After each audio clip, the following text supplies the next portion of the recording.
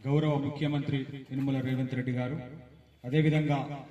సూర్యాపేట జిల్లా కలెక్టర్ గారి ఆదేశాల మేరకు సమాచార మరియు పౌర సంబంధాల అధికారి పర్యవేక్షణలోని మన చివేముల మండల కేంద్రంలో తెలంగాణ రాష్ట్ర ప్రభుత్వం చేస్తున్న అభివృద్ధి సంక్షేమ పథకాలు అదేవిధంగా గంజాయి డ్రగ్స్ నిర్మూలన పరిసరాల పరిశుభ్రత